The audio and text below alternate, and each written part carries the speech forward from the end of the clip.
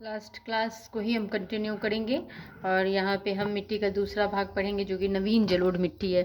जो सबसे हम पढ़ रहे थे कि उत्तर बिहार की मिट्टियों में पढ़ रहे थे, जिसमें हमने तराई क्षेत्र का मिट्टी पढ़ा था और हमने बताया था कि उसका विस्तार जो है सो 5 से 8 किलोमीटर पश्चिमी क्षेत्र से पूर्वी क्षेत्र तक है और जो कि किशनगंज में जाकर के लगभग 50 किलोमीटर हो जाती है।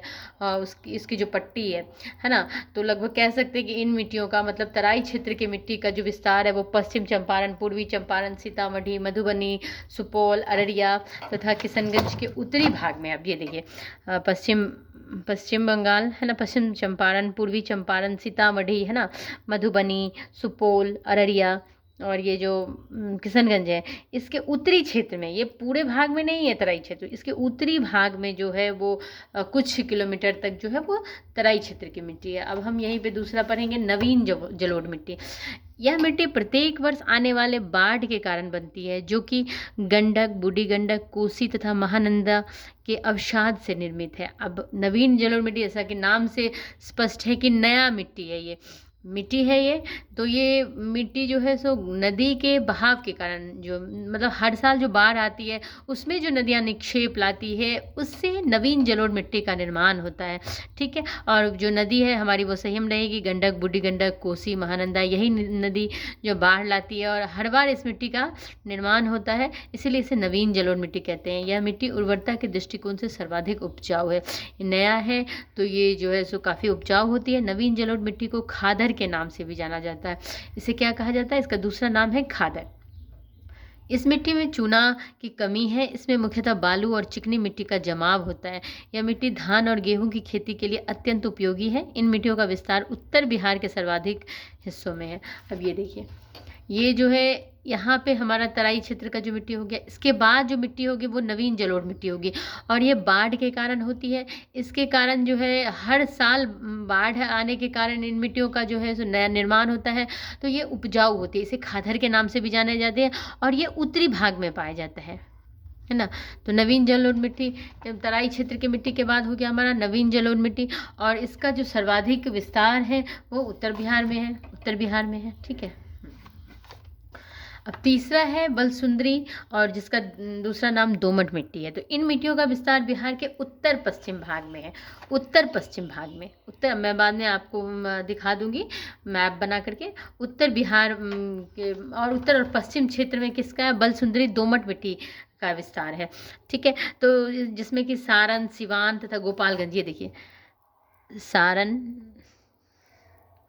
गोपालगंज, सिवान, सारण, ये उत्तर पश्चिम वाला भाग हो गया। ये मिट्टी, इसमें क्या कौन सी मिट्टी आ जाती है?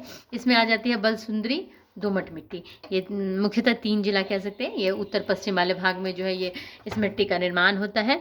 और इन जिलों के अलावा मुजफ्फरपुर, बेगूसराय तथा पूर्णिया में बलसुंदरी मिट्टी की छोटी छोटी पट्टियाँ पाई जाती है। अब देखिए उस चीज़ को आप यहाँ पे देखेंगे, हमने कहा है कि सारण, सिवान, गोपालगंज, यहाँ पे आप देखेंगे वही चीज़ आ जाएगा। इसके अलावा जो है ये मुजफ्फरपुर है ना, मुजफ्फरपुर, बेगूसराय, पूर्णिया, इनमें भी जो है बलसुंदरी मिट्टी, दोमट मिट्टी का जो है छोटी छोटी पट्टियाँ पाई जाती है।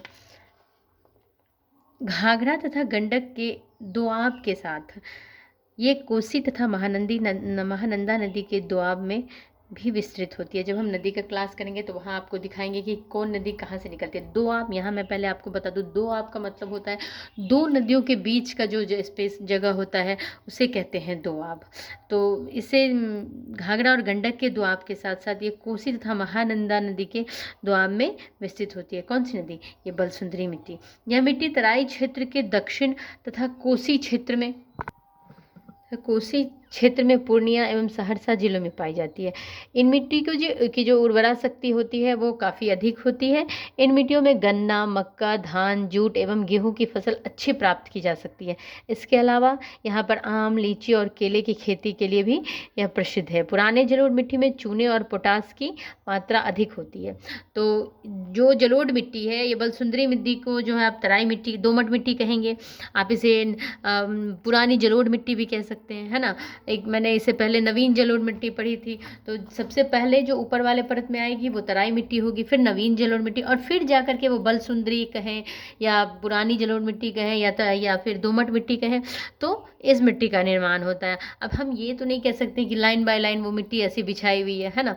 तो जैसे हम आपको बताएं, जैसे जैसे जिस जिस जिला का नाम आया है तो उसको आप अच्छे से पहले नोट्स में लिख लेंगे तो याद करने में भी अच्छी होगी, आप कर सकते हो उसे ईजिली।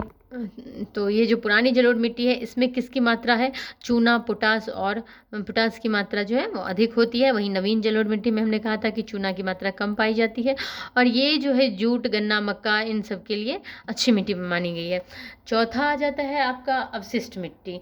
इन मिट्टियों का विस्तार बिहार में मुख्यतः पश्चिम चंपारण जिले में है। ये देखिए पश्चिम ये एरिया है, यहाँ पे अवशिष्ट मिट्टी का विस्तार है। ये मिट्टियाँ भी पुरानी हैं। इन मिट्टियों के क्षेत्र को कौप भी कहा जाता है। अब डायरेक्ट क्वेश्चन पूछ दिया जाता है, कौप किस मिट्टी का नाम है, या फिर कौप का विस्तार कहाँ है, तो कौप का विस्तार कहाँ है, पश्चिम चंपारण में। इसे ही अवशिष्ट मिट्टी भी कहते हैं। यह मुख्यतः पश्चिम चंपारण में ही इसका विस्तार है। ठीक है, तो अब ये देखिए, ये मान लीजिए कि बिहार है। बिहार का एक मैप हम आपको बना कर दिखा रहे हैं कि रफली के बिहार ये है, बिहार का मैप है, और यहाँ पे हम आपको मिट्टी को दिखा रहे हैं। ये देखिए, ये जो छोटी सी पट्टी है, इस पट्टी को जो ये तराई क्षेत्र की मिट्टी मान सकते हैं। यहाँ ये देखिए, ये पश्चिम चंपारण का वाला भाग है, तो ये हो गया आपको अवशिष्ट मिट्टी। ये एरिया जो है वो आपको, ये गोपालगंज, सिवान, सारण वाला एरिया हो गया, वो हो गया आपको बलसुंदरी मिट्टी, और फिर ये एरिया जो हो गया वो हो गया नई जलोढ़ मिट्टी। तो इस तरह से मिट्टी का निर्माण में हम लोगों ने उत्तर बिहार की मिट्टी को पढ़ लिया है। इसके बाद जो है सो अगले क्लास में हम लोग बाकी के 2 मिट्टी पढ़ेंगे, जो कि दक्षिण बिहार की मिट्टी होगी, और जो साउथ प्लेट्यू की मिट्टी होगी वो हम पढ़ेंगे। तो इस क्लास में बस इतना ही। Thank you.